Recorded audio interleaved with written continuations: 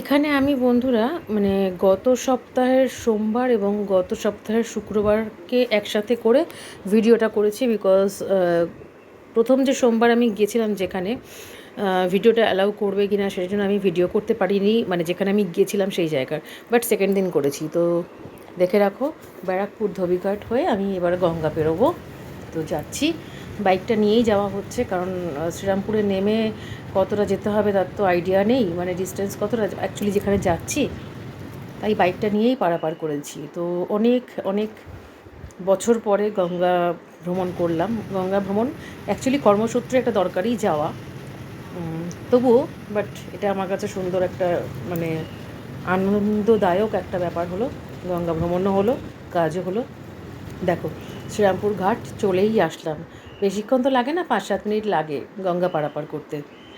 তো তোমরা জানো প্রত্যেকটা গঙ্গার পাড়েই বিভিন্ন ঠাকুরের মন্দির আছে। তো কিছু ছবি টবি তুলে নিলাম, মানে শ্রীরামপুর ঘাটটা পেরিয়ে, মানে ফেরিঘাটটা থেকে উঠেই। তো ছবি টবি তুলে নিলাম। আর গঙ্গার মধ্যে বুড়ো দাদুকে নিয়ে লঞ্চে বসে একটা ছবি তুলেছিলাম। একটু সাজানোটা ভুলভাল হয়ে গেল হয়তো, তোমরা সেটা বুঝতেই পারছো। তো একটু অ্যাডজাস্ট করে নিও। আর এই যে পৌঁছে গেলাম শ্রীরামপুর হসপিটালে, আমার মাতারানির কাছে। আমাকে না জানিয়ে চুপি চুপি একা একা গিয়ে ভর্তি হয়েছে। তার নি ট্রান্সপ্লান্ট হয়েছে, রাইট নি। তো আমি ঠিক খবর বার করে নিয়েছি। তো সেটা আমার মা মানে ভাবতে পারিনি যে আমি বার করে নিতে পারবো। তো এখন অনেকটাই ভালো আছে।